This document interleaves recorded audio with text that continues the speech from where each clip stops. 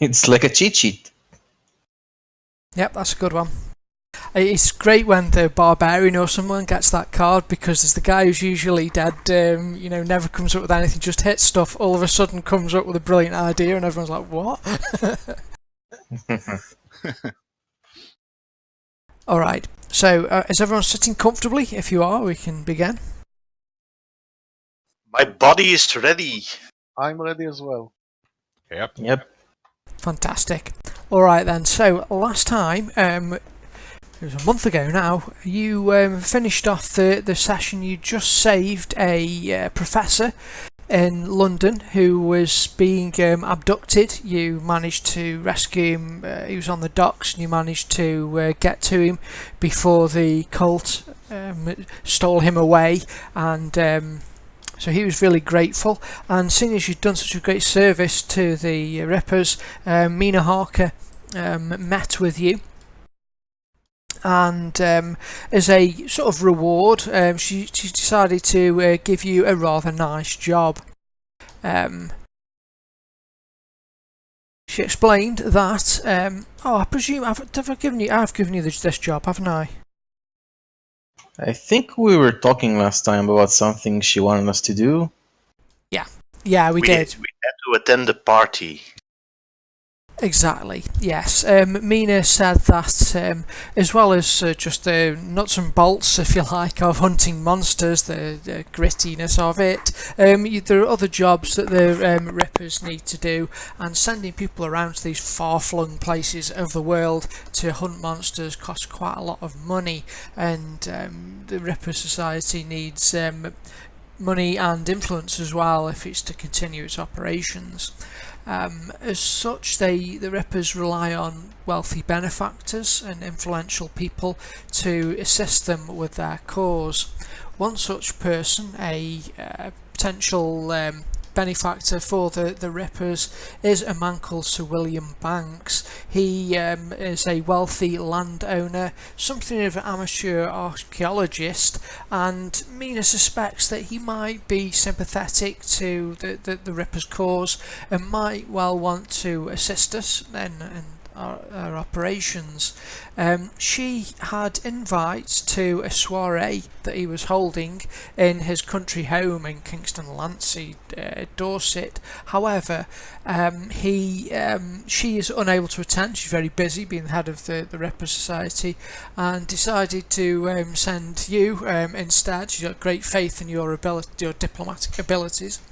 To go there and speak to Sir William Banks and see if you can get him on side.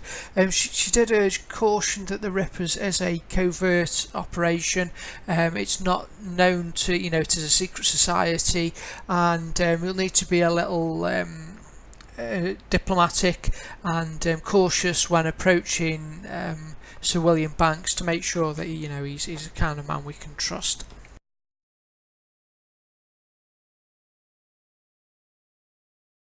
Okay.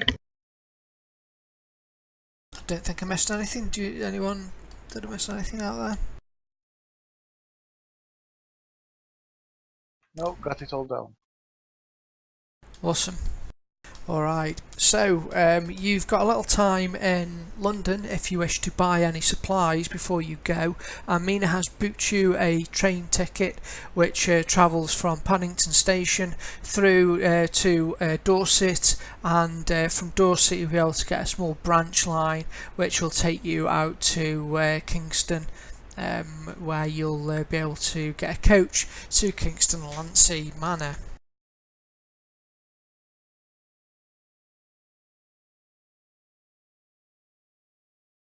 Not sure if there's anything I want to buy. I would like to go to the University of London, being their folk hero, and ask if they know William Banks, him being an archaeologist. Maybe they have some info on him. Okay, that'll be you could use Streetwise or Persuade if you like to go down to the university and talk around and see if anybody's heard of him. Okay, so unskilled it is.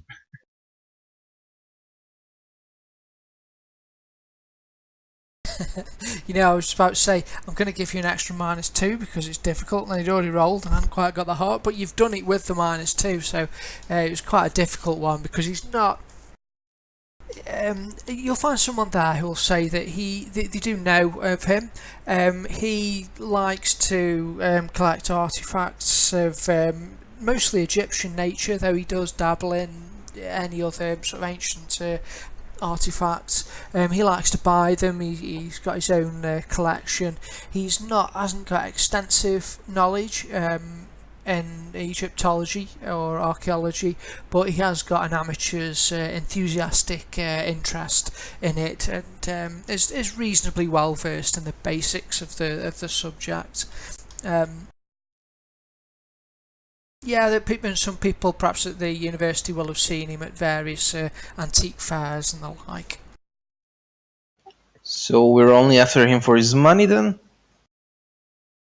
Yeah, also he is knighted, so you imagine he's probably quite well connected person. Have you earned Got any it. wages since last time? I'm sorry, I didn't quite catch that. Wages, money. Have you earned money? Oh yes, you can have. Well, I think the salary. Does it operate as it's like a monthly budget, and as long as you don't go over that per month? Let me just have a look. It should be per month, if I remember right. Yeah.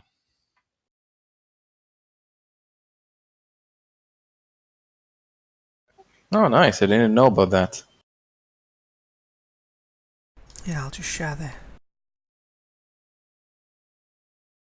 this with. I think I've just popped it into the chat window there. There should be a little status window.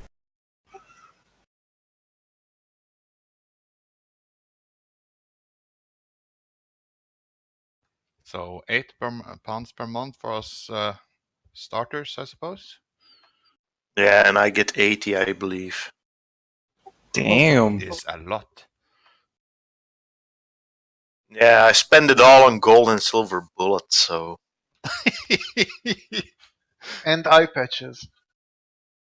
Yeah, for this event I got this nice eye patch that goes like it's like silk on one side and leather on the other, and whenever I need to change my identities I just flip the eye patch like Superman in his hair. Why would you want the leather on your eye? It's for my secret identity. But you have a gaping eye wound. Yeah, but it's like Superman. Nobody notices, you know? You just slick your hair back and boom, Superman. Clark Kent, who was he? That's Kryptonian glass, I think.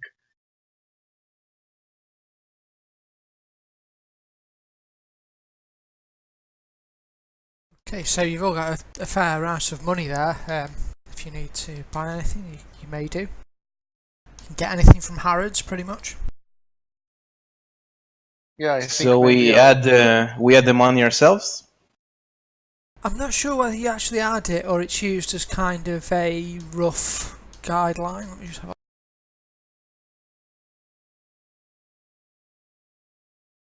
I'm thinking about maybe getting a gun.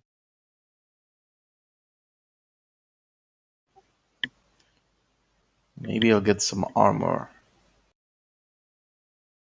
And then there's favors. I don't remember those again.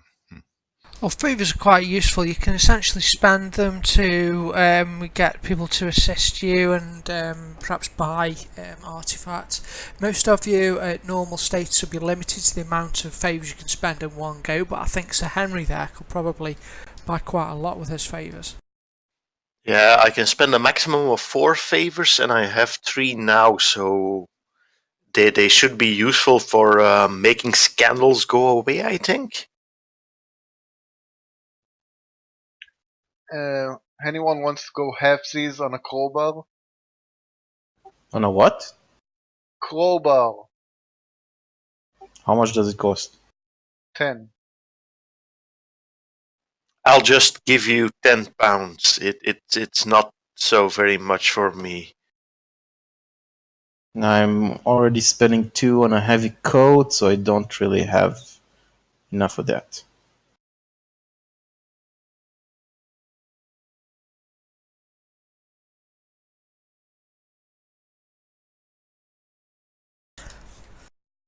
However, I guess I best track the passage of time, so I will use the calendar.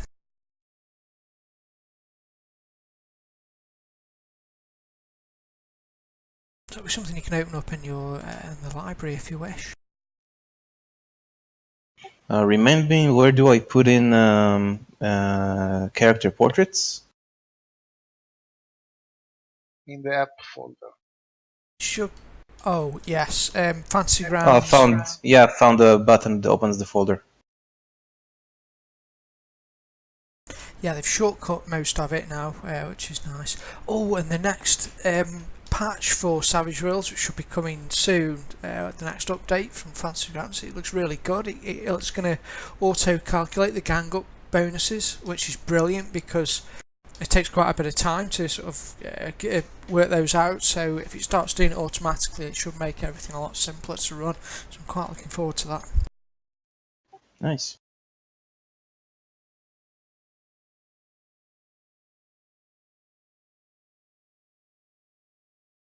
Anyway, I'm not gonna buy anything right yet, but so from a continue the Bullets. mission. If I took £2 from Sir Henry and now I'm at 0.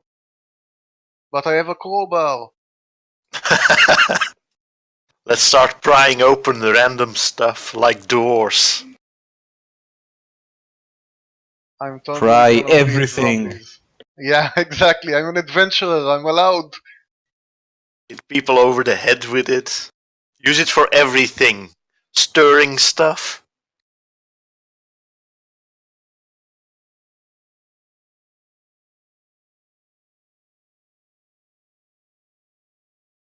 Okay, I think I'm ready. Okay, so if I added my heavy coat, I can't really edit my armor for my tough. Oh wait, I can. I did. When you equipped it, you have like in the toughness, you have a little box and it adds it over there. Yeah, I found it. I did it.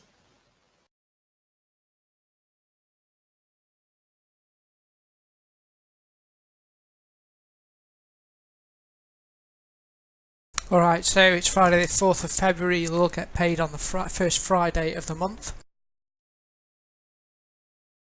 Yeah, it's pretty cold. There's no snow on the ground at the moment, but it is cold and goes dark pretty early. It's about 3 PM by the time you arrive at the manor house. So there's probably about an hour or two of light left. The Kingston Lacey looks a bit like this. Looks very very nice. This is a mood shot of the premises, so it's not exact, but it gives you a feel of what the place will look like. I'm not seeing anything. Ooh. Yeah. Fancy.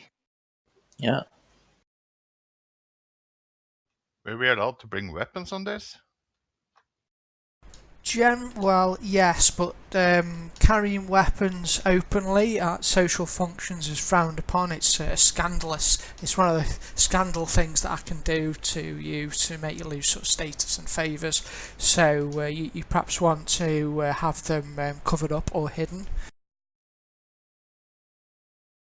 I'm guessing there's no way to cover up a rifle. No, you could take it though as a sort of hunting rifle and have it packed somewhere if you wish.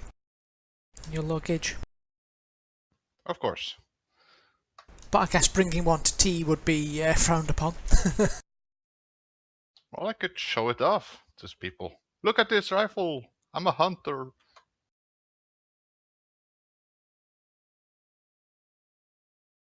As your coach clatters up the cobblestones in front of the manor, you'll see a servant girl, rather plain looking, will emerge from out of the front of the building, followed by a larger set man who will approach you. He's wearing a butler's clothes, and he says, "Good evening. You must be Mina Harker's guest." We would be, yes. Splendid. May I take your luggage, and Emily here can show you to your rooms. Be careful with that bag. Rooms? This is a multi-day event or something? Oh yes, I'm sorry, didn't mean to explain to you, sir. This it begins on the Friday, and we're due to leave on Sunday. Ah, very well. There are Alright, good to know. there are other guests due to arrive a little later, so I'm sure there'll be everyone's excited for the dinner conversation. The porters gather your things together and begin taking them up to your rooms. I'll give you a map now of the grounds.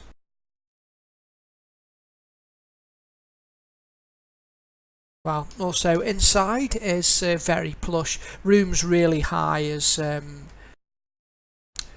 standard in these large stately homes.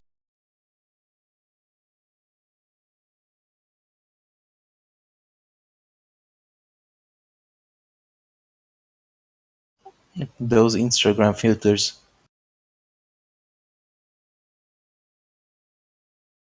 Fancy dinner table.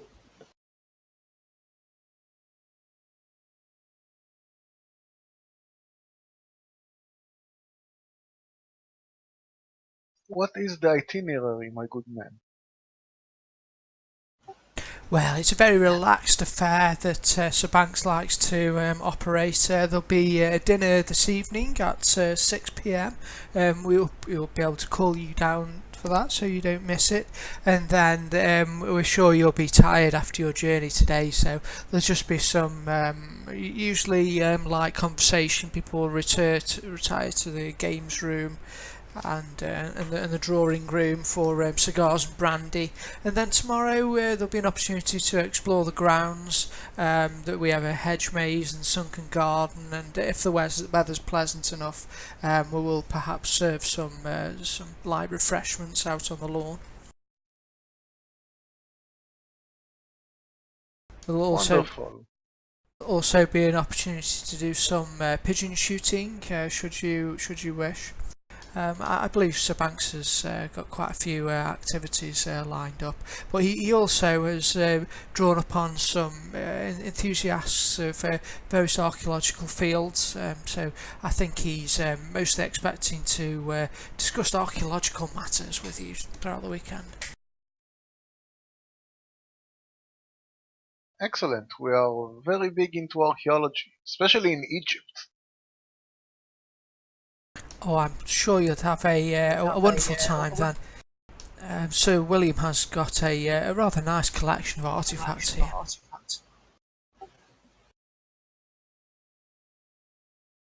That sounds fantastic. Is there anyone else that's coming? Anyone of importance that we should know about?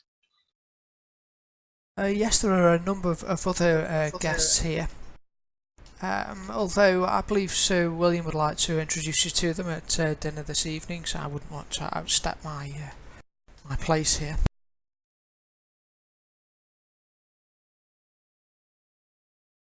I understand.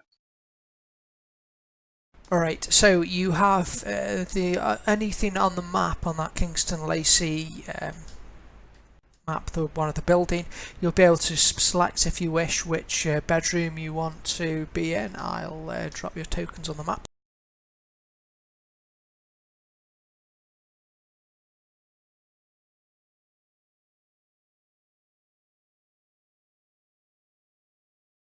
And the servants here will give you a choice, so you can pick anything with BR or bedroom written on it. The other ones have been reserved for other guests. Okay. I'm thinking either center or on the top left. Are those the only options? No, those like over here on the bottom.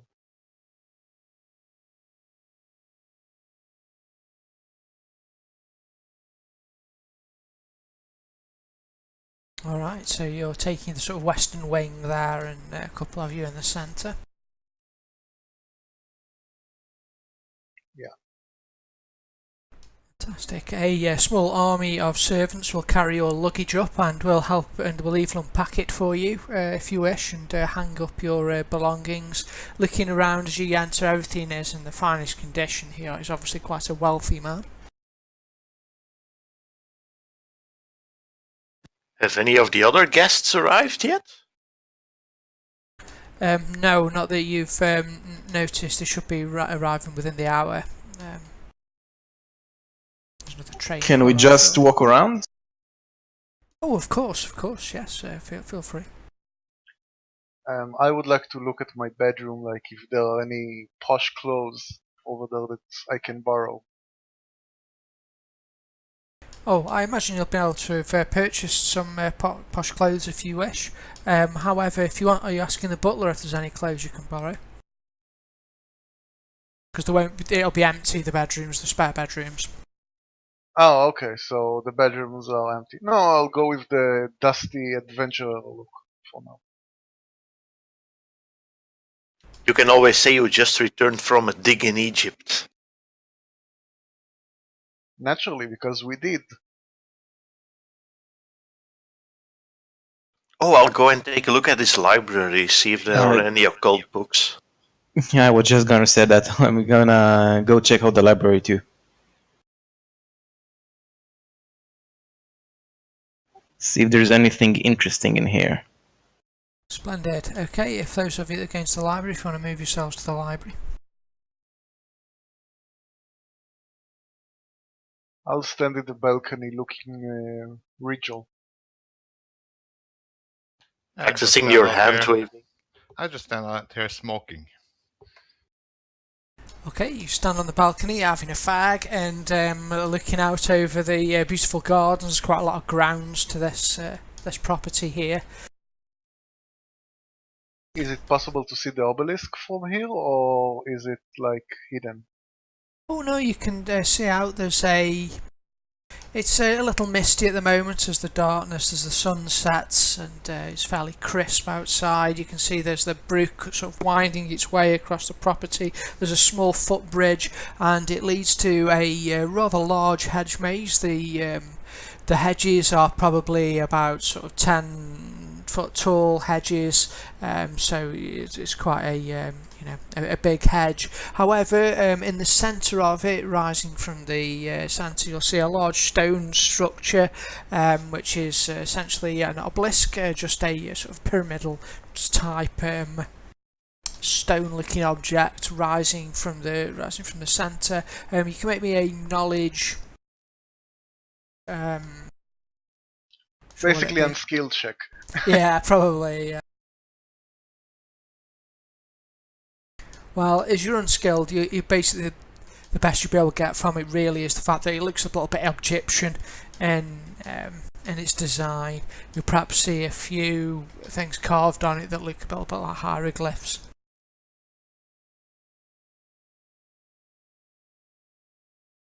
I bet there's going to be something supernatural about it.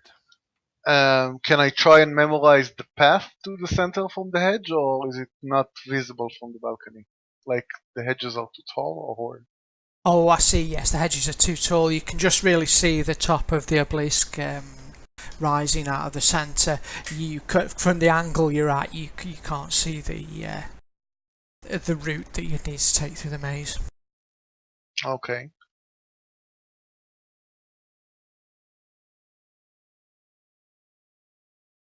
So, Carl, have you ever seen a sunken garden?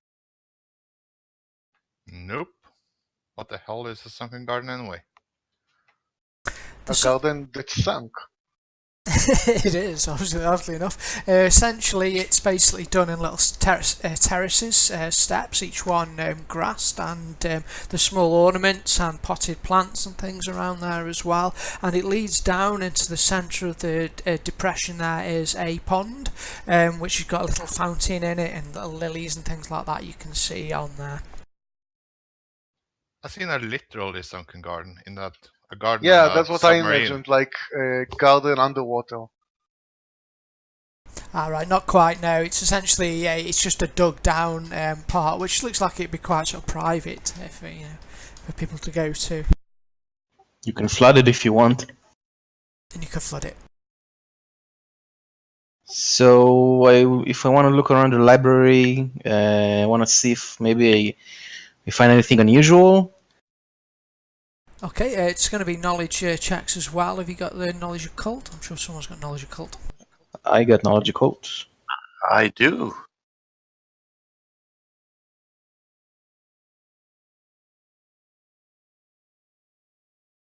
Nice. Wow, Sir Henry. Okay, you have a look through this man's library. There's something of an assortment of different types of books here. Some of them are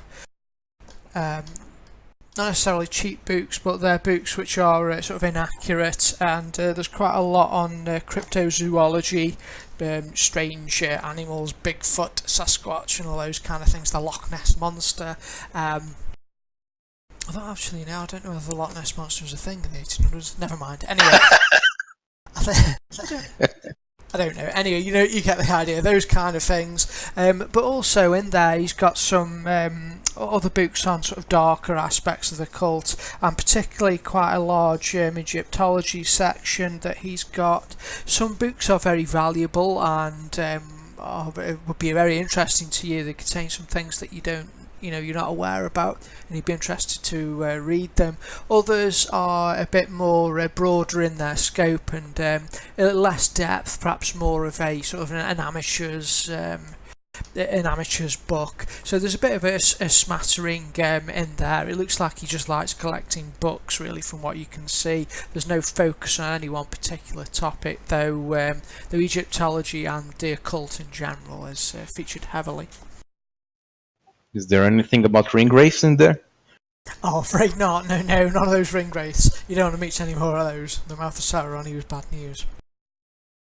Does he know about the Cabal and the Rippers from those books?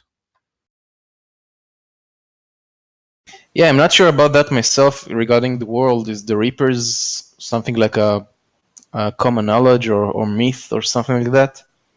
It isn't common knowledge, neither is the occult things that they managed to stop, the forces of the Cabal.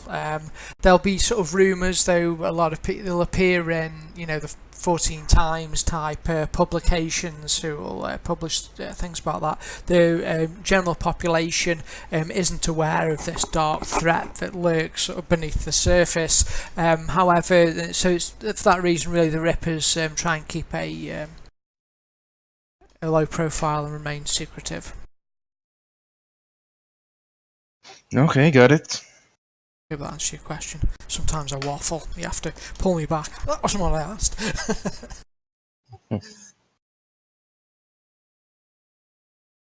Okay, as you both finish your various things, you in the library and the other group on the balcony, there'll be a ring which will go out, a bong of a dinner gong, and you'll see the butler will appear in the corridor, and he says, dinner is served in the library. And that's in the library.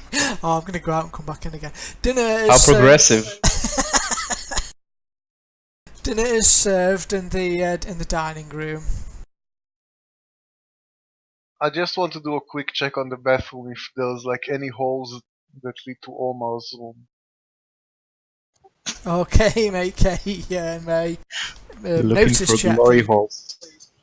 Unskilled it is!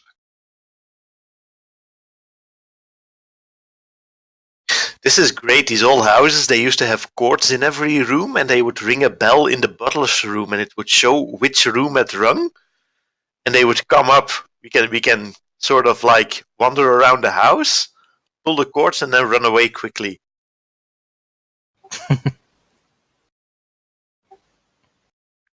That's a plan for the night. For the slumber party. Excellent. So you all gather in the dining room, and some other guests have gathered there. They have recently arrived, and the servants are taking their belongings upstairs into the various rooms.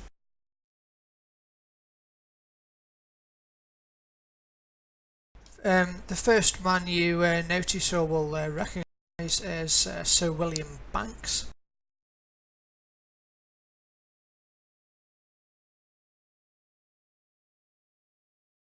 As you enter, he smiles from beneath his rather long twirly moustache and says, "Splendid, splendid. So appreciative that you managed to come. It's a pity that Mina herself, Miss Harker, couldn't attend, but I'm sure that she's sent some excellent substitutes. I'm sure you'll be very interesting dinner guests." Yes, thank you for the invitation. As you take a seat, he says, "And allow me to introduce you to our other guests this weekend. May I take the pleasure of introducing Colonel Armstrong Prothero." Good evening. And I'll introduce myself as John Sinclair.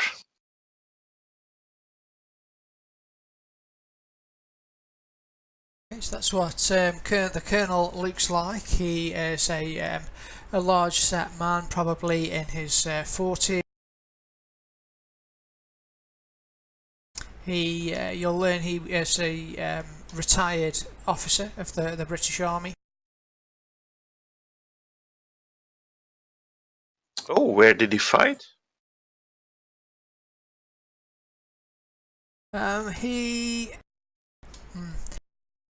He says, "Well, I actually took retirement from the forces. You can make me a. It's going to be Streetwise or something, maybe."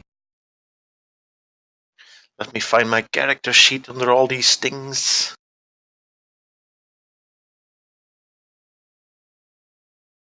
Yeah, I think probably Streetwise to have heard about him.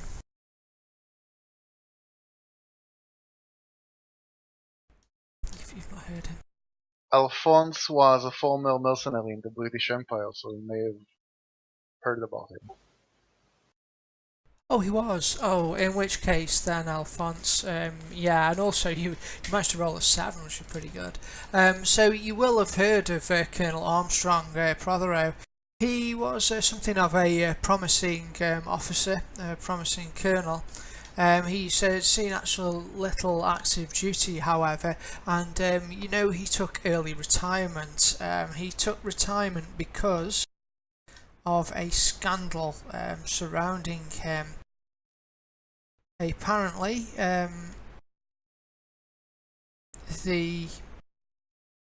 he actually was discovered to be having a dalliance with another officer's wife. As a result, he picked up a wicked dueling scar on his right hand, and he usually wears gloves quite a lot. Rather than bring disgrace upon his whole regiment, he resigned his commission and returned to England in shame.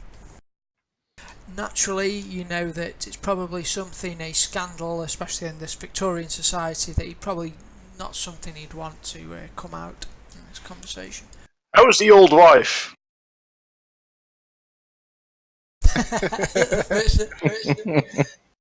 First impressions are important. The wife's very well, thank you. Alphonse just goes and shakes his hand and says, "It's nice to meet a fellow soldier once in a while." Oh, of course. And where did you serve, sir? On the mercenary brigades, mostly on the African wars. I see. Very difficult work. I salute you for your contribution to the British Empire. And I salute you as well, sir. Next man to be introduced by Sir William Banks is Chief Superintendent Maxwell Budget. This man, he speaks a good day to you. It's a pleasure to be making your acquaintance.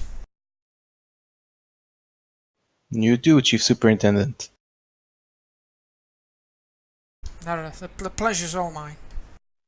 Is a superintendent like from a hospital or like the police or? I think the police? That's right, he is a policeman, chief superintendent, local constabulary. I think, well, I don't know, any of you might get this. Let's go for spirit on this one because it's going to be sort of more kind of empathy thing. Make me an empathy check about him. He does look like a cheat teacher, you're right. So spirit's just one of your main stats on the front of your sheet. Wow.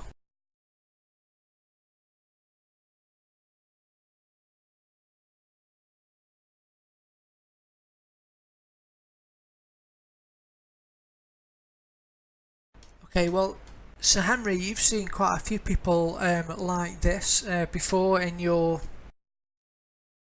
when you go to your sort of high society events, being a knight yourself. He is a commoner from commoner stock, not really of the high breeding like yourself. However, he is trying to mingle with sort of a lot higher class of people, and you can see that there's the look on his face where he's a little stressed out and trying to be keep up appearances here. Ah, the newly rich. New money, yes. This could actually prove to be a very nice evening. Superintendent of the police, some military people. And also here we have Enrico Gabbaccini. Enrico is a art collector, Sir William says. He is a man who I'm looking forward to speaking to. I've never really met before, and though I have traded letters with him, and he has assisted me in acquiring some art pieces in the past.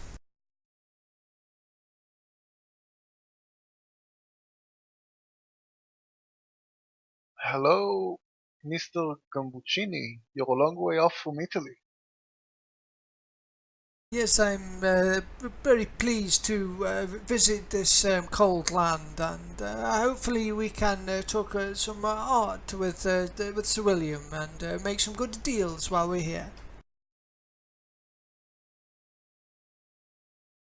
Of course, maybe we can even get you some artifacts to sell. Artifacts, that would be wonderful. In your background, you have access to artifacts. Tell me, what you are with some business, some organization? Oh, we're explorers, archaeologists, you name it. We travel a lot and we find a lot of very special historical things. I see. This is very very interesting. We should talk in some detail. Perhaps I could. I would like to know more about the circles in which you keep yourselves. Oh, of course, we must meet after dinner, maybe in one of our rooms, to discuss future business opportunities. Magnifico. Wunderbar. I can't resist a daft accent. Sorry. Okay, so next up, please we're moving on from the Italian chap.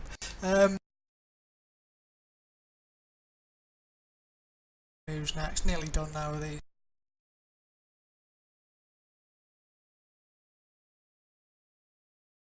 Jonathan Jellicoe.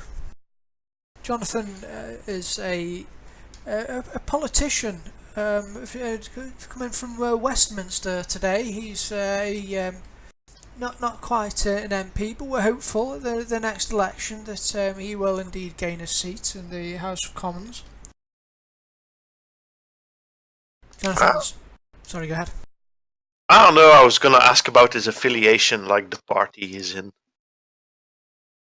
Oh, I'm a Conservative, of course, a Tory member.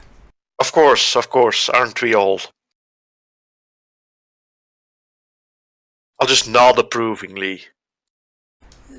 A pleasure to meet friends of of Mina Harker. I've heard quite a lot about her. It's a pity we do not get to meet in person. Are there books? Did the books about Mina Harker, did they get published in this world? No, not really. So nobody knows about vampires at all, even from fiction or. Oh, sorry. There is fictional vampires and things, but most people don't believe that they really exist. They think it's perhaps the fevered imagination of Bram Stoker. Makes sense. Alphonse goes and shakes his hand and says, "Nice to meet you, sir." He's gotta be a mad scientist. And Sir William will wave his hand at the final guest sitting at the table. I'd like to introduce you to a friend of mine, someone who I haven't met in person before, but who's travelled here, especially from Cairo University. Please meet Professor Omar Mohammed. He is. We have talked at length in various letters previously, and he's returned here fresh from a dig in the Middle East, and I'm really looking forward to talking to him about his discoveries.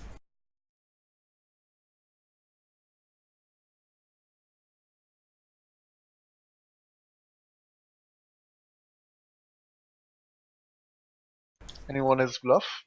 Bluffing is persuade, really. It's a persuade thing. Nope. I do. I have a D6 in it. Do you need it?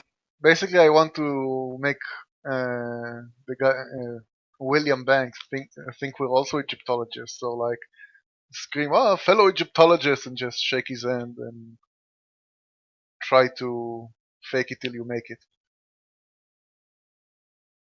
Will that help? I think he just did. More Egyptologists. Well, in which case we'll say that Mina essentially sent you here under the cover of being Egyptologists, knowing that Sir William Banks is very interested in Egyptology, and so both William Banks and Omar. So I really look forward to talking to you about matters of ancient Egypt. You must tell us about the dig. What have you found? Oh, it was splendid. Quite successful. He'll talk to you at length about various artifacts that he has discovered from a site of an Egyptian tomb. It's not a massive discovery, more one of interest to people in the field. It's nothing really groundbreaking. You'll find a tomb of some officials, Egyptian officials, and the like. I ask him if he's afraid of the fabled curses over the Egyptians dead. Oh, I think such things are probably nonsense. I pay it little attention. I'll just chip in a bit about mythology of sphinxes and such. Oh, and he'll begin to, yes, he'll happily talk to you about that.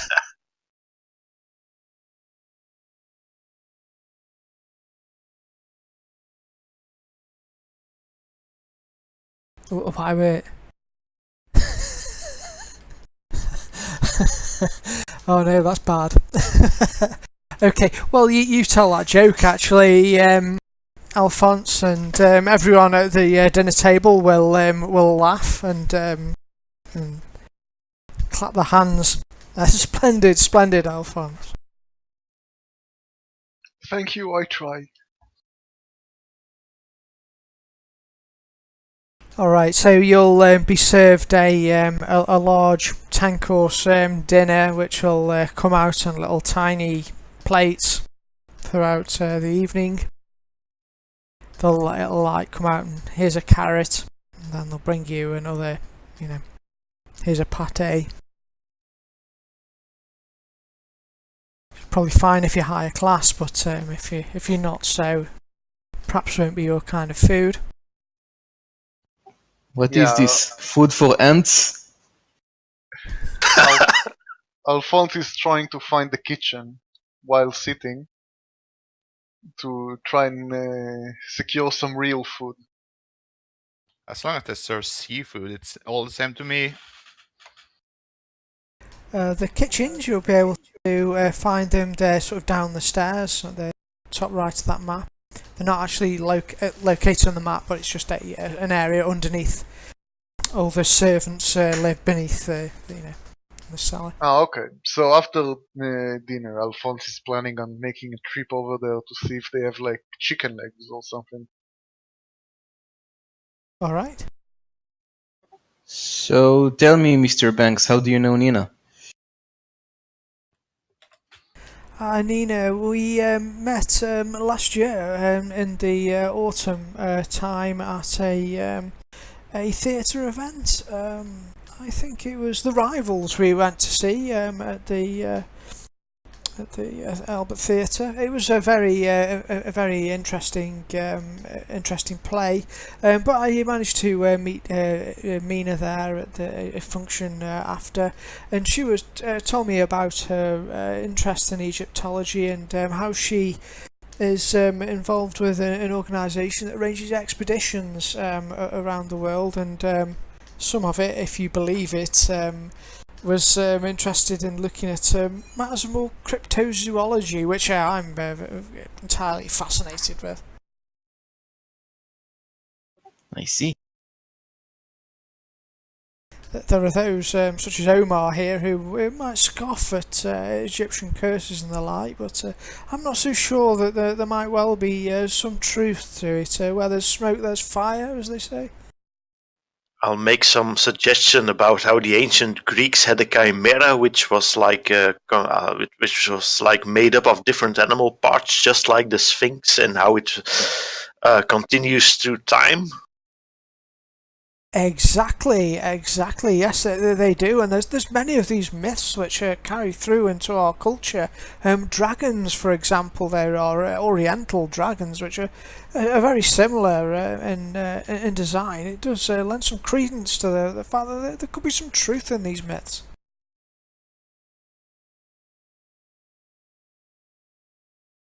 I'll tell him about this one thing I saw on that a captain had for sale. It was like made up of different animal parts, but you could actually see it was stitched together in a fake. But still interesting.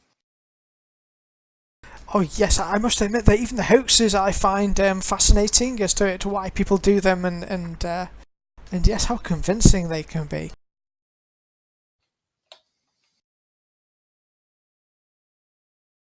So the dinner conversation will sort of go on, and eventually, unless there's anything else you want to add, we'll move to after lunch, after dinner. Okay, so the servants will appear and begin to clear away the table. And Sir Banks will stand and say, if you like, we can retire to the drawing room for cigars and brandy, if you wish. Ooh, excellent. Please lead the way. While Alphonse will talk about like animals, folkloristic animals from Africa he heard about. I'm gonna butcher this name horribly, but so I'm just gonna write it. Alright. Oh, don't worry about it. I butcher things horribly when I'm GM. Just go along with it. Yep, I'm gonna butcher that too. Yeah. The hell is that? Basically, the African stories tell of a beast that had planks coming out of its back. While most believe it may be a stegosaurus, it may be an actual monster that roams the plains of Africa. Mabilu, you say? Oh, really? Oh, that is fantastic. Wouldn't So it be? nice they named it thrice. Yes, it Yellow, yellow, yellow. Yellow, yeah. If you say it Yeah. 3 times, it appears. Well, we shall hope not. And the number 3 is also thought to have had significance as well. Interesting. And I would love to mount an expedition there to perhaps look into the tales of this creature. Oh, sure, I'm sure it will be a wonderful display in a museum. The great thing actually about the whole Victorian society of this period, there's still that unexplored chunks of everywhere, so you could actually plausibly say there was weird creatures out there. Look, a three-headed monkey.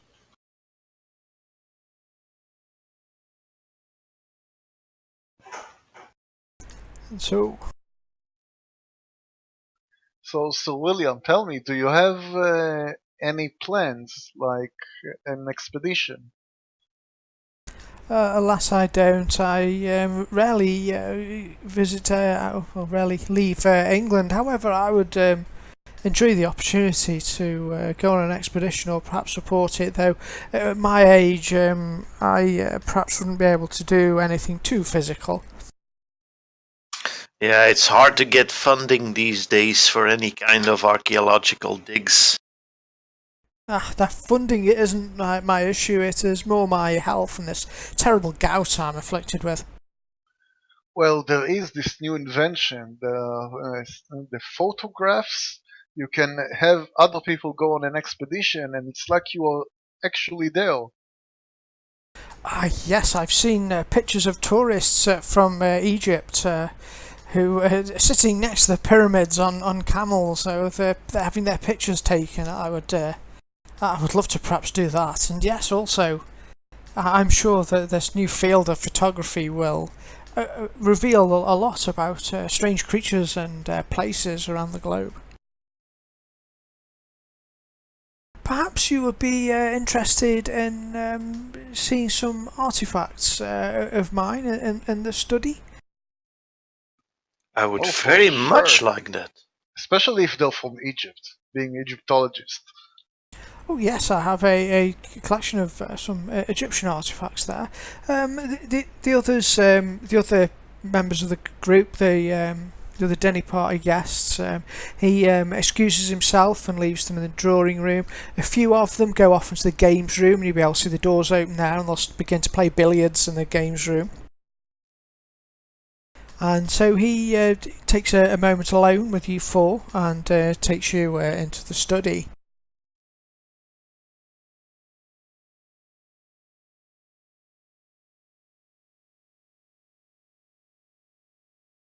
Well, as long as none of the artifact is cursed or anything. In his study here, he has indeed got a selection of Egyptian artifacts that he's been acquiring at various antique sales and the like.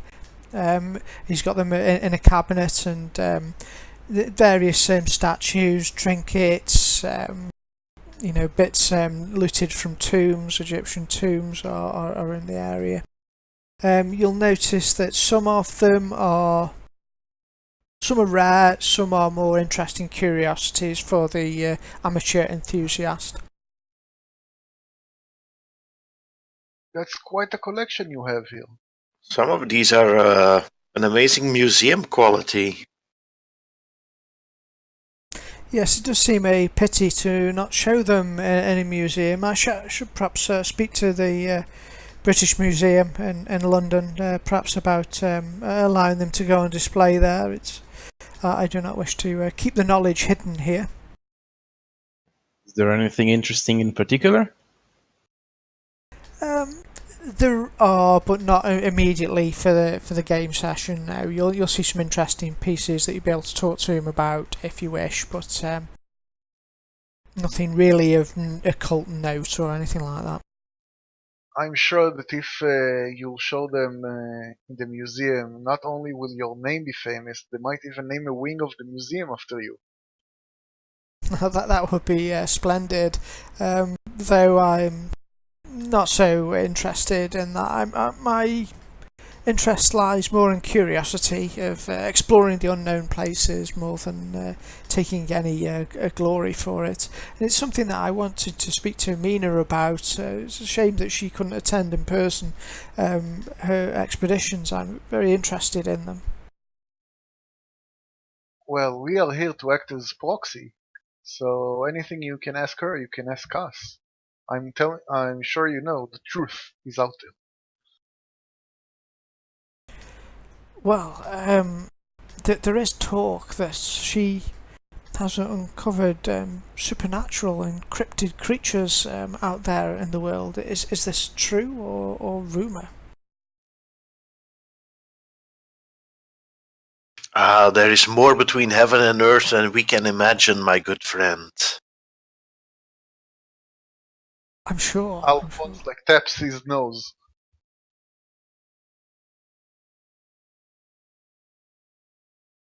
So, and have you seen any of these such things? Oh, one cannot brag about such things, because it's only bad luck. Dramatically, the wind whips up outside, and a branch from a nearby tree brushes against the window.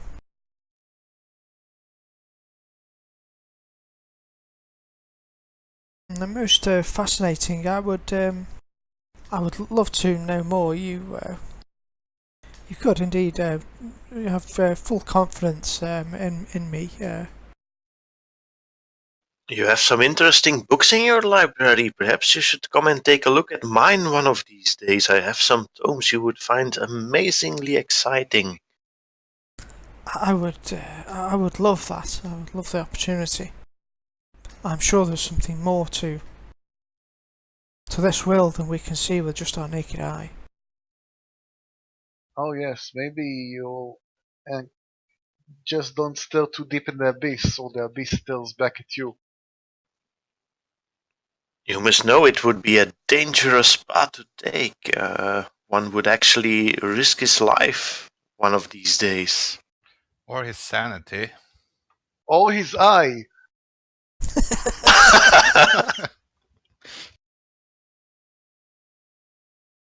Well, I do not have that many years remaining. I do not believe, and it would be nice to do something of note with my time that I have remaining.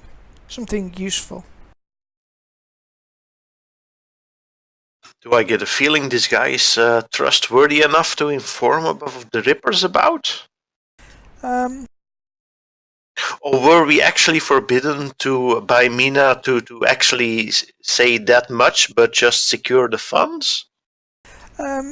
No, she's happy for you to sound him out and see, whether you feel he's is trustworthy and whether you can secure him as a benefactor for the society. So you can make a spirit roll if you wish to. Or notice. Notice is probably better to see whether you think he's on the up and up.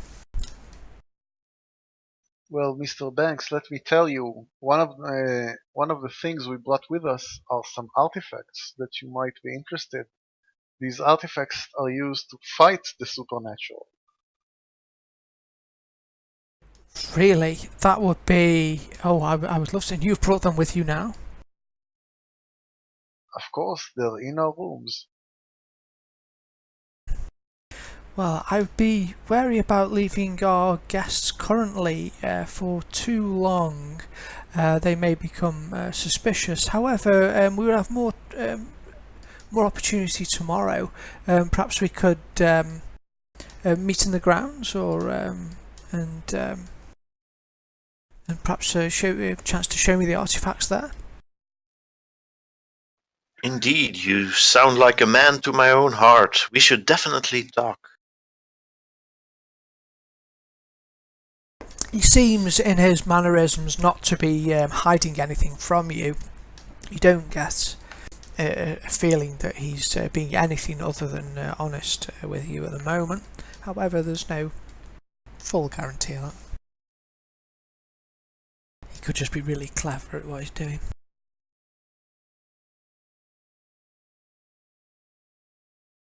Take the Dunahan, for example, a creature that is vulnerable only to golden bullets. Bullets, just like this one. You brought a bullet with you in here? I keep it around my neck as a keepsake.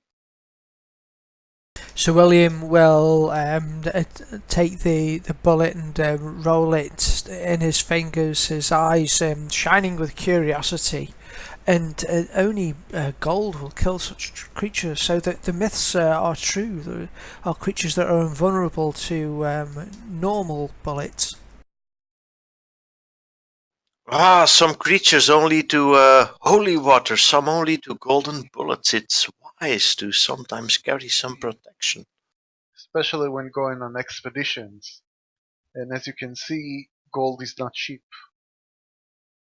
Not every place is as civilized as England, and even England apparently is riddled with superstition. Look at the Highgate Cemetery, for instance, and then the rumors of vampires out there. You'll see him. He sort of shivers a little at the talk. I knew they were true. I would love to see proof or know more about these creatures. I'll have some interesting tomes delivered to you one of these days, then. I have some in my library. They're quite exciting reads. Splendid. I would look forward to it. However, I guess we should get back to the guests. They may be growing suspicious about what we're doing here. Indeed, let's. And remember, Mr. Banks, silence is golden, and only gold kills the headless horseman. He'll smile and will tap the side of his nose with his index finger, and he'll say, "Mum's the word." We wouldn't want the scandal of other people realising what we've discovered. Most people have narrow minds and would not understand. Indeed. Precisely.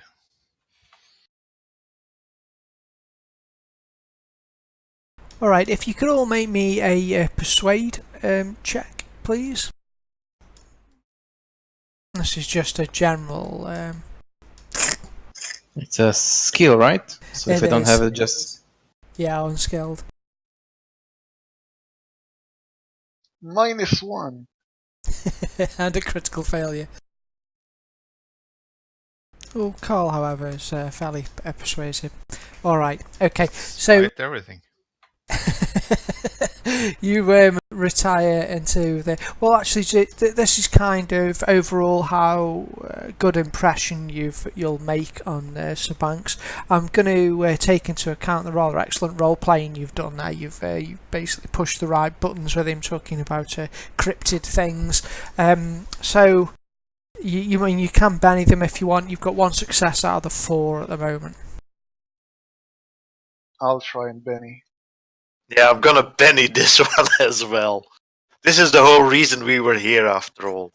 yeah, me too. Have a +2 on this because of your.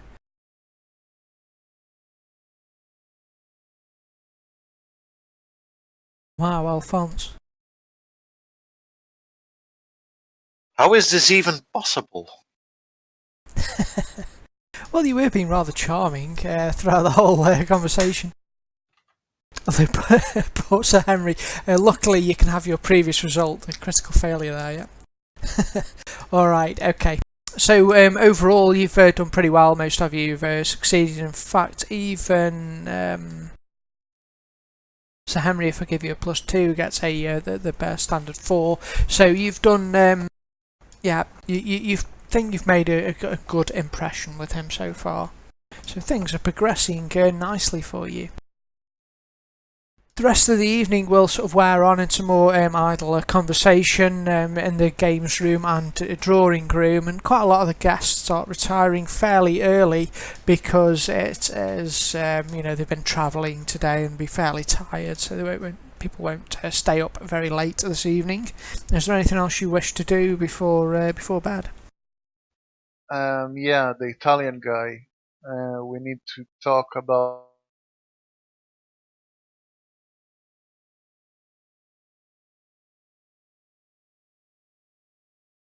Enrico, yes, of course. Superintendent a bit. It's always good to have a contact in the police, and this guy.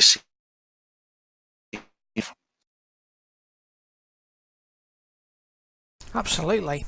Okay, so should we do Enrico first? You'll be able to catch up with Enrico as he's sitting in one of the high back chairs in front of the roaring fire, cradling a brandy to his chest.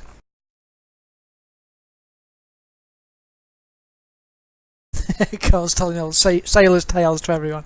Alright, you can.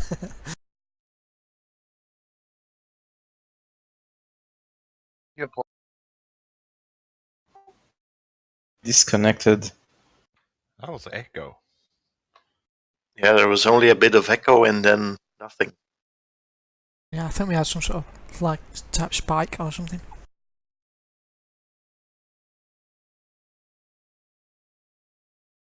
You what? No, I only heard I, and then cut out again. It's the mummy's curse. It is. Can you hear me now? Yes, Clearly, now we yes. can hear Yeah. you. I think I just had some sort of lag spike or internet thing go on there, but it looks like we're okay now. So, should we do Enrico first? I'm gonna talk to the chief superintendent a bit and ask him about interesting cases for a bit, and perhaps get a feel to see if we can use him as a contact if anything weird ever happens. Okay, Maxwell Pudgett is he strikes you as a fairly direct, down-to-earth kind of man. As he talks to you, he will tell you about various cases, grisly ones if you wish, that happen around Dorset. He's essentially the head of police for this county, for Dorset. Speaking to them, he seems very down-to-earth, scientific kind of man. Probably whenever you mention anything supernatural, you'll see him, he sort of scoffs and laughs and says, as if anyone could believe anything quite so ridiculous. I'll just talk to him about new forensic science then, and fingerprinting and mugshots. Oh, he loves that, yes. New forensic advances, they are going to really make a difference in catching these criminals, and it's a shame we didn't know what we know today at the time when the Ripper was around in Whitechapel. I'm sure it would have assisted us in capturing him. Indeed. He's not going to be happy about the Rippers existing if he ever finds out, does he? I don't get that idea, no. He'd probably laugh at it as nonsense, you think, Pudgett? Okay, can I speak to Colin Armstrong, trying to find out a bit more about him, what he is looking for here? Absolutely, my man. What would you'd like to? So we're both soldiers. So I started to ask him how he viewed the Navy, because he's a ground soldier. So yeah. Oh, the Navy. Well, There's a tremendous rivalry, of course, between the army and the navy. They're not as good, obviously, as the average army soldiers, but you do have to admire the strength of the Empire's navy. It is the greatest navy that the world has ever known.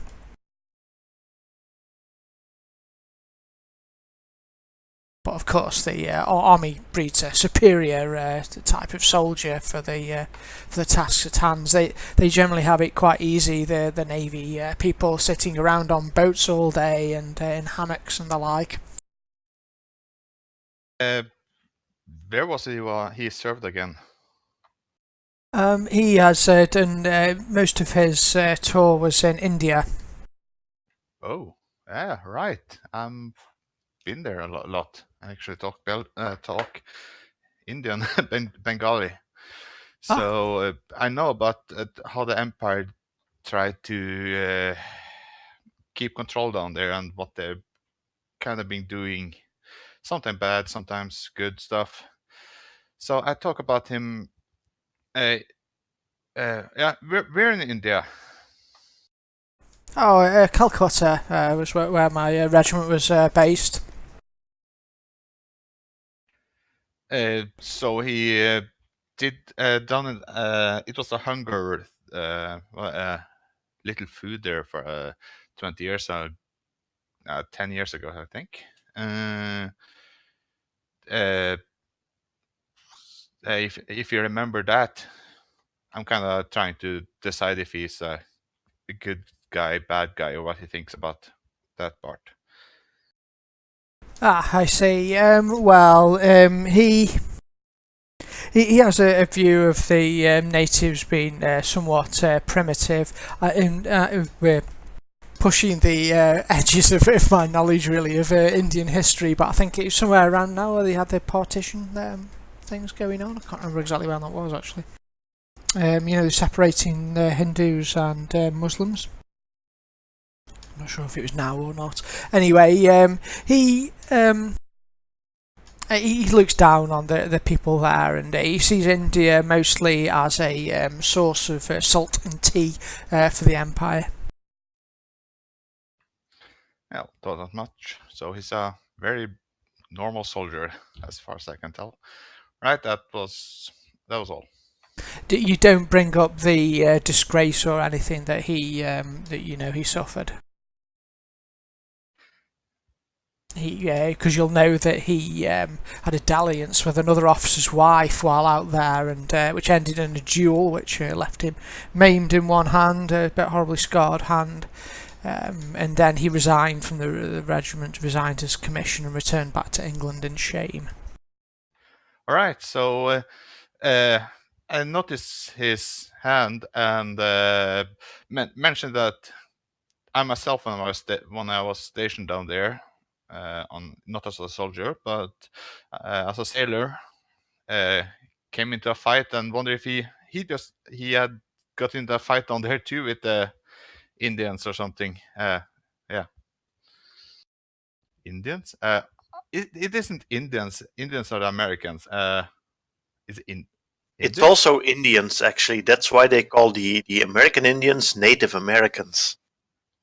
Right. Okay. So it is Indians as. Yeah. All right.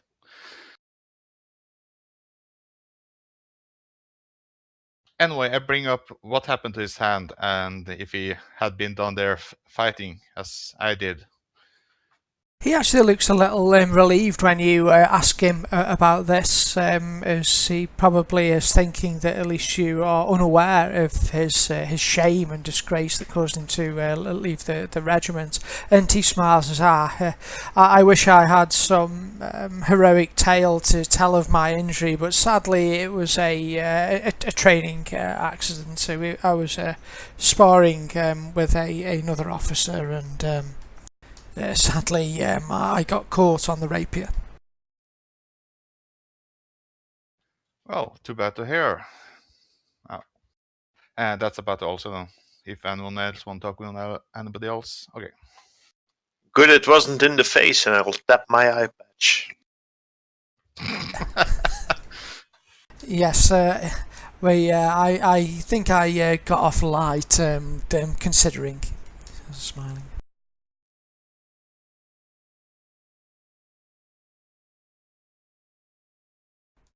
Alright, so...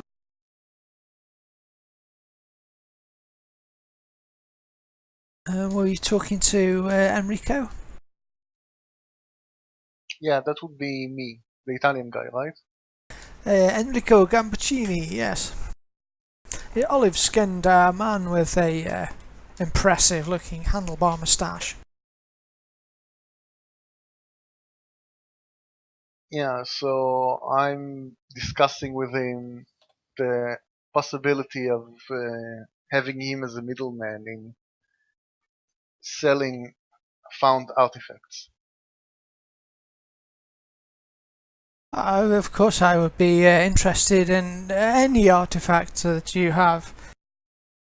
I'd love to trade and deal in them. Not only is it very lucrative, I also enjoy admiring these ancient things from antiquity. Very interesting. That's good. So, do you have a lot of contacts? Yes, I have many contacts throughout the whole of Italy.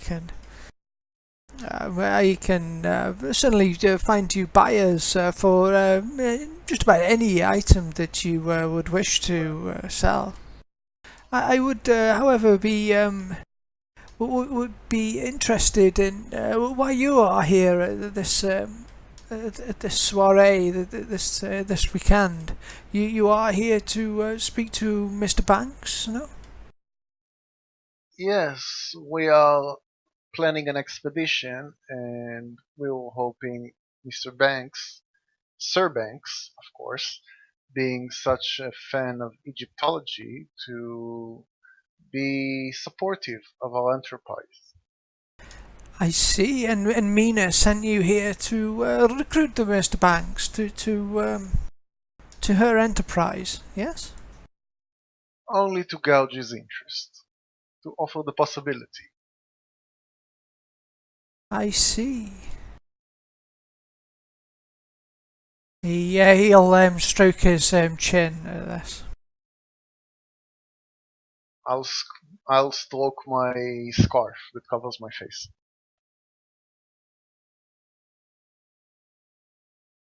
Alright, you both stroke your faces and look at each other.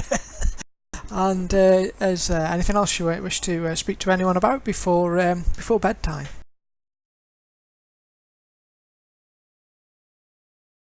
Just I want to know if he has any artifacts on him right now that might be interesting.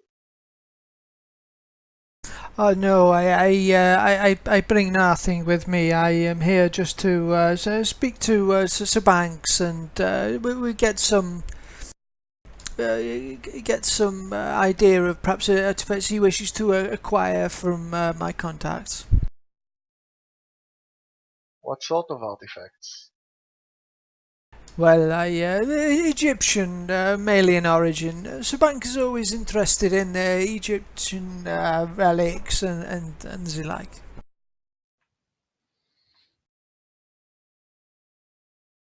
Do you often carry items that are lost on delivery? Fall between the cracks, as one might say. Oh no, I everything we have is a legitimate business. We would not do anything upset the authorities in England or in Italy. Is he winking? He isn't winking. No. But you can make me a notice check if you wish to see if he's lying. Something doesn't quite strike you right about Enrico. He appears to be hiding something, though you're not exactly sure what. He's not really Italian. I knew it from the start with that accent. You tell by his accent, yes.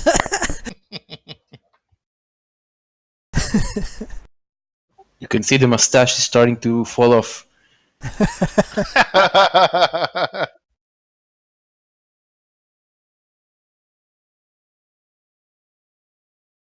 Okay, well, do you think I should ask him anything else? I'm drawing a blank. I mean, he's obviously a smuggler, but how do we get him to smuggle for us?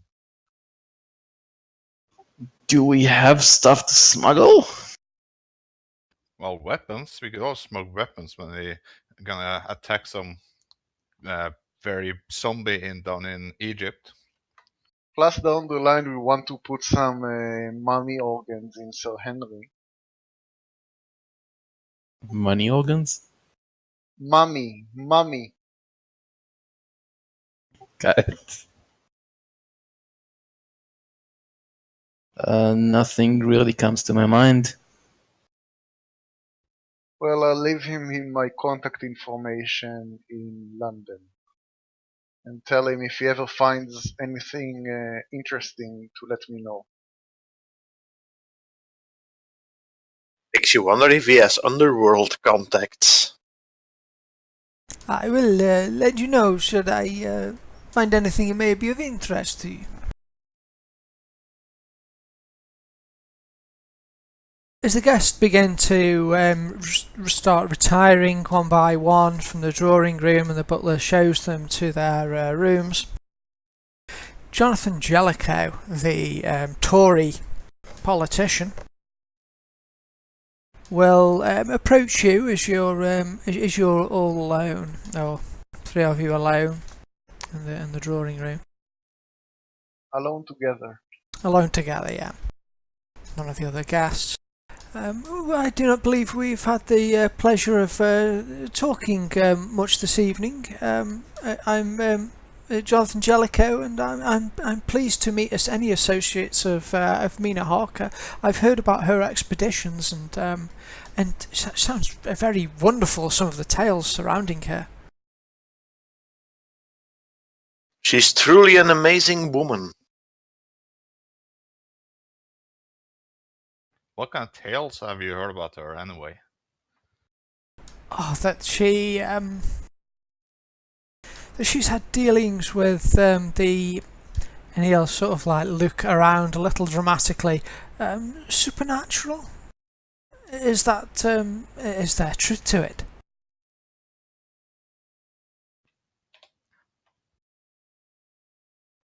Oh, you know women, always with their menstrual cycles, imagining supernatural creatures. Oh, he'll All that uterus business. of course, but you're her associates there, so you say there's no truth to it.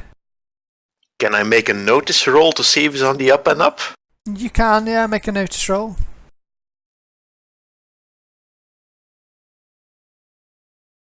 Well, he does appear very interested in Mina.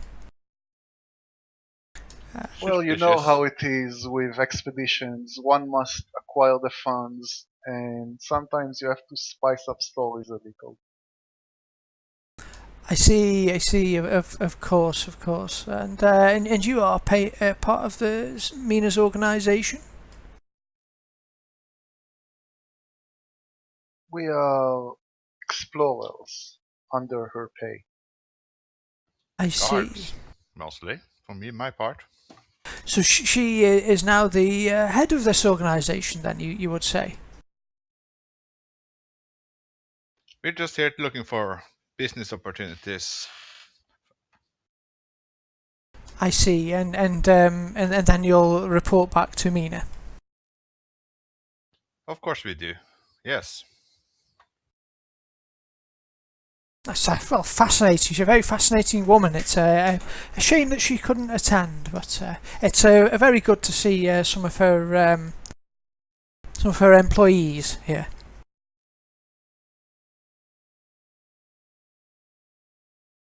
Well, it's been a very long, tiring day.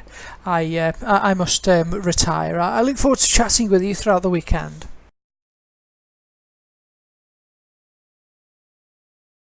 Yes, it will be wonderful.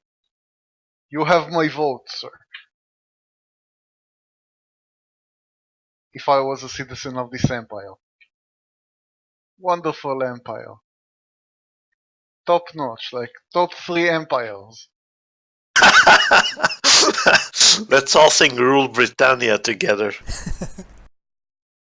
As you know, the sun never sets on the British Empire, such as its majesty and reach.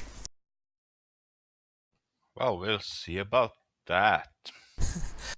I bid you a good night, gentlemen, and God save the Queen. God save the Queen. Good night. He heads to bed.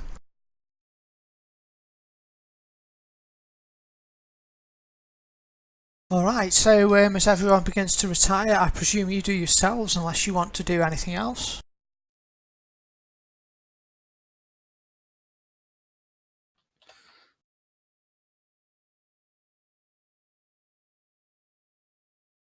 I'm not suggesting there's anything else to do, I'm just I just don't want to carry on. I think Alphonse will go to his bedroom. I'll retire as well, making sure I know where everybody is. A smoke and then retire, as usual. Excellent. Yeah, the same. Maybe we should group up and discuss like future events. Nah, let them happen. Okay, let's go with the flow. Alphonse does unpack both his swords and put them under his pillow when he goes to sleep, just in case, so they'll be within reach. You people are paranoid, you know that? Probably very wise. Paranoid and wise. Just because you're paranoid doesn't mean the GM's not out to get you.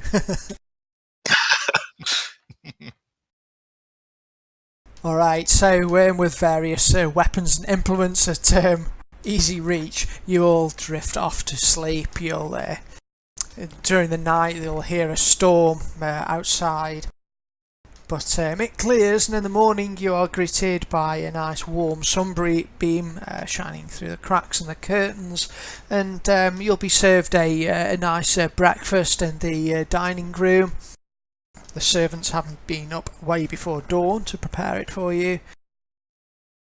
And for the rest of the day, well, there's due to be lunch served in the garden, in the sunken garden at dinner time, as it's quite a nice day. However, you are free to roam the premises this morning. Banks says he has a meeting with Omar about some Egyptian artifacts that Omar wants to borrow for research. So Omar wants to try and borrow some things off Banks. However, you will have a little bit of time to yourself, so Banks will say that after he's finished with Omar, he would love to meet with you in the gardens to perhaps see some of those artifacts that you mentioned last night. Okay, after breakfast, I want to go to the kitchen to have a real breakfast and like chum me up to the staff. And on the way, I want to take a glass with me, like a cup or something, so I can put it on the wall in the bathroom next to Omar's room, so I can listen in on the conversation. I'm gonna give you a penny for ingenuity.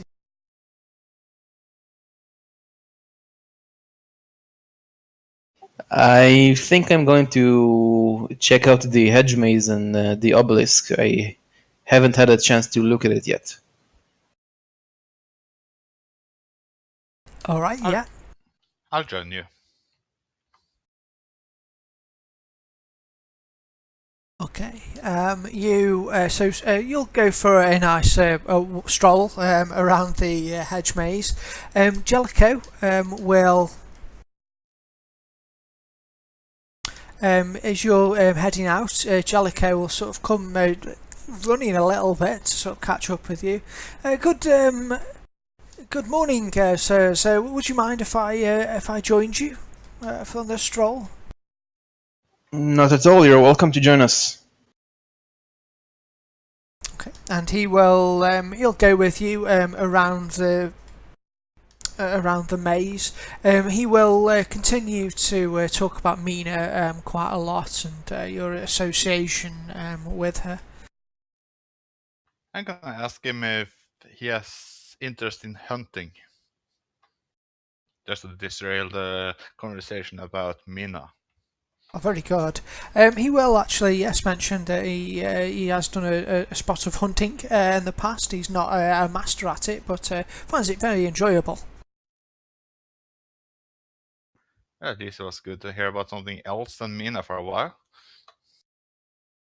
Oh, I'm sorry if I seem a little fascinated by her, but she is quite a remarkable woman.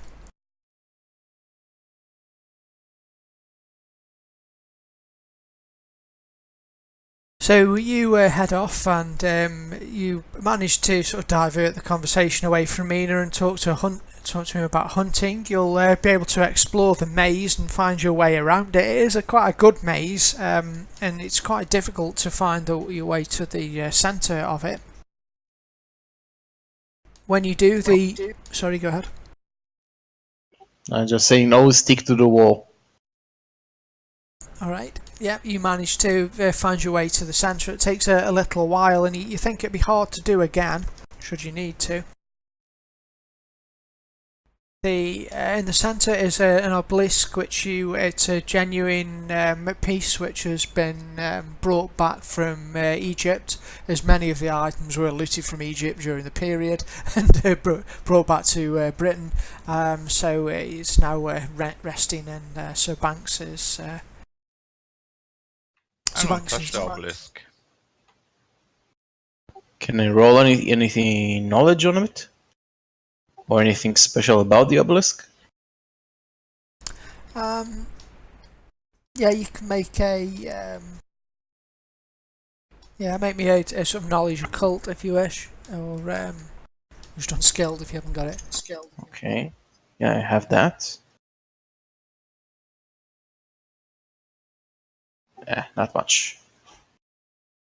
Okay, it is a pyramid, an obelisk, and on it are the hieroglyphs which worship the afterlife. A lot of it has got a theme of reincarnation, afterlife, and lots of references to that. It's essentially an obelisk in honour of the dead. So Seth, isn't that the god of death in Egypt, isn't it? I'm not sure, but we'll go along with that. That sounds good. Yeah, if it's Set, then it'll be references to Set on there. I thought it was Anubis. Eater of the Dead? Possibly? I think it's a dog-headed one. It's both. Seth is the dog-headed one, yeah, and he's the god of desert, storms, disorder, violence, and foreigners. God of foreigners. It's kind of random, but okay. Yeah, just threw that in on the end. Yeah, and Anubis is or Anpu, is the god of afterlife and mummification. And he has a dog head too. What the fuck is there dog heads in this with these people? Egyptians liked people with a lot of different kind of heads. I prefer the cat heads. Like Bast. Bast is awesome. We're very educational in this role-playing group, aren't we? All about the education. Very good. Okay, so it is indeed a obelisk worshipping and the homage to Anubis, but it generally has a theme of death and reincarnation, not necessarily foreigners. A man with wind. That's random. I'm looking at the list of Egyptian gods. Ah, cool. Alright, I'm going to pan over to Sir Henry, who is engaging in some espionage in the bathroom. You Alphonse, not Henry. Oh, I'm sorry. I'm just keeping an eye out for people wandering into the bathroom. It wouldn't look good if we're standing there eavesdropping. Oh, excellent. Yes, very good. Okay, so you're standing watch outside your bedroom, and meanwhile, Alphonse is there with his ear pressed to the pressed to the glass to the wall, listening into Omar's bedroom at them discussing things. All right, make me a notice. Go on. Unskilled. Yeah, unskilled notice. See what you can hear, but I rather like your idea. So Oh, this wall looks like it's been rebuilt at some point, and the wall's actually quite thin the way it's been redone, and the acoustics magnificent. You managed to hear pretty much everything that's going on in Omar's bedroom. Yeah, you've a lot of skill stuff, but you're also rather good at it. The conversation between Sir William and Omar is fairly mundane. He speaking to him. You. Sorry, just reading something.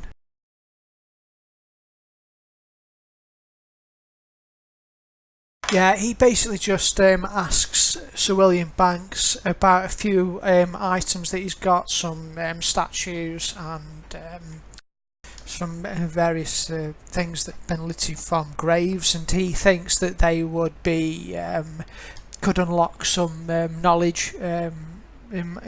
Some of the hieroglyphs on them are unusual, and could help him translate some other items, that some other books and scrolls and things that he's been trying to decipher, and he'd like to essentially take them back to Cairo to borrow them for a while to study them, because it'll help him with deciphering some texts. From what you gather, it all sounds fairly mundane. The texts that he's doing are just relating to Egyptian society, and nothing occult really in the nature about them.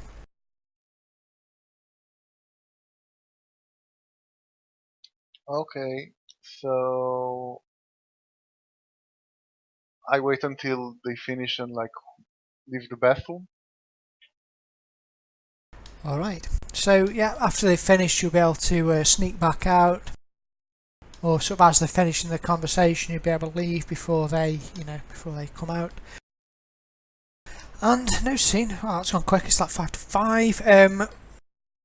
What we'll do for the next part then is you arrange to meet Sir William in the garden to show him some items that you've got. Do you still wish to do that? Yeah, I want to show him my sword.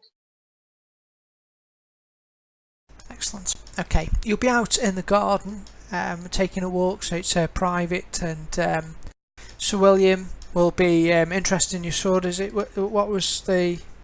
Do you want to describe your sword to me? The golden rapier that destroyed a headless horseman with a single strike. This rapier actually killed a headless horseman, a Dunahan, do you say? Indeed, in a single strike. And I can also show you 6 bullets that missed the Dunahan quite heroically. fantastic. He is interested in the tale of the Dunahan, and you met this yourself. Are you going to tell him about the tale? Are you going to recount it, or? Well, We're gonna we leave can't out the everything part that we let our mentor died. Oh well, even you don't know that, so yeah. Let's not tell him about how he broke into places, alright? Okay, you miss out the criminal bits, but tell him tell him the more acceptable bits of it. Alright, just as you go through the story of the Dunahan and the adventure you had in an island, there's a scream that rings out from the manor, and there's some shouting going on. Let's go investigate then. Evil is afoot.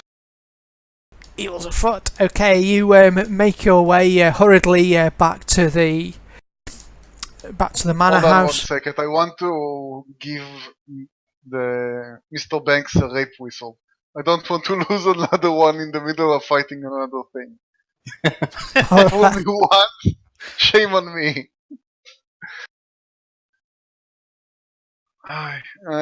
We don't have anything to give him, right? We don't have rape whistles yet. No, we don't have those. Just have him come with us. Yeah, he's a monk. Maybe he knows martial arts.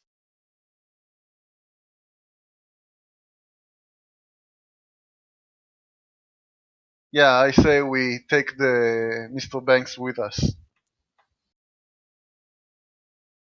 He's probably gonna come anyway. Well, it is his house, so Yeah.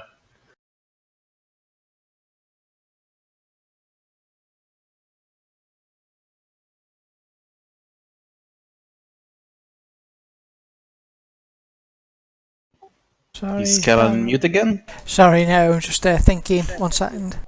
Ah, sure.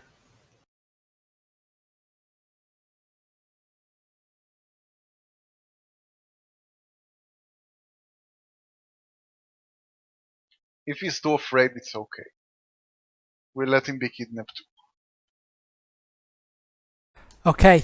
As you enter the drawing room after hearing screams and shouts coming from the building, you are met by a rather red-faced and frankly furious-looking Enrico Gambuccini, who is storming towards you. I'm going to put him on the combat tracker. He knows we onto him and he's not Italian. I still figure it's the politic guy who's the bad guy. Listen, if that Italian guy didn't talk with his hands, he's totally evil and not Italian. But Gruber is more evil, definitely. He slams the drawing room door behind him, and the delicate glass, ornate glass in the door of it shatters with the force of his slamming it, and he shouts, "Out of my way! Out of my way!" And he red-faced, he's almost running towards you. And What is happening? What's going on here? Who's gonna